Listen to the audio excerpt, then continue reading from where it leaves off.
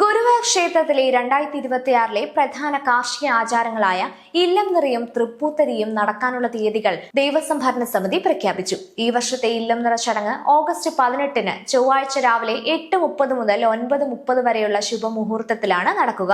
ക്ഷേത്രത്തിലെ പരമ്പരാഗത ആചാരങ്ങളിൽ പ്രധാന സ്ഥാനമുള്ള ചടങ്ങാണ് ഇല്ലം നിറ. പുതുവിളവിന്റെ സമൃദ്ധിയും ഐശ്വര്യവും പ്രതിനിധീകരിക്കുന്ന ഈ ചടങ്ങിൽ പങ്കെടുക്കാൻ നിരവധി ഭക്തരാണ് എല്ലാ വർഷവും എത്തിച്ചേരുന്നത്. ഇല്ലം നിറയുടെ തലേദിവസം കതിർക്കറ്റകൾ വയ്ക്കുന്നതിനായി ക്ഷേത്രത്തിന്റെ കിഴക്കേ നടയിൽ താൽക്കാലിക സ്റ്റേജ് ഒരുക്കുമെന്നും ദേവസ്വം അധികൃതർ അറിയിച്ചു. അതേസമയം ഈ വർഷത്തെ തൃപ്പൂത്തരി ചടങ്ങ് ഓഗസ്റ്റ് 30 ഞായറാഴ്ച രാവിലെ 8:30 മുതൽ 9:30 വരെയുള്ള മുഹൂർത്തത്തിലാണ് നടക്കുക. തൃപ്പൂത്തരി ദിനത്തിൽ ഭക്തജനങ്ങൾക്കായി 1200 ലിറ്റർ പുത്തരി പായസം തയ്യാറാക്കും. 1 ലിറ്റർ പായസത്തിന് 240 രൂപയാണ് നിരക്ക്.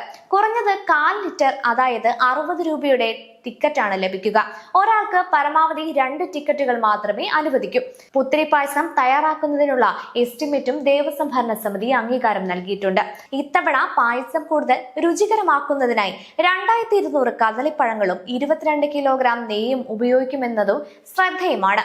ഗുരുവായൂരിലെ തൃപ്പൂത്തരി പായസം എല്ലാ വർഷവും ഭക്തർ ഏറെ ആകാംക്ഷയോടെ കാത്തിരിക്കുന്ന പ്രസാദങ്ങളിലൊന്നാണ്.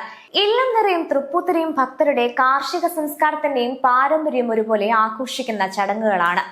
ഈ വർഷവും ആയിരക്കണക്കിന് ഭക്തർ ഗുരുവായൂരിൽ എത്തുമെന്നാണ് പ്രതീക്ഷ.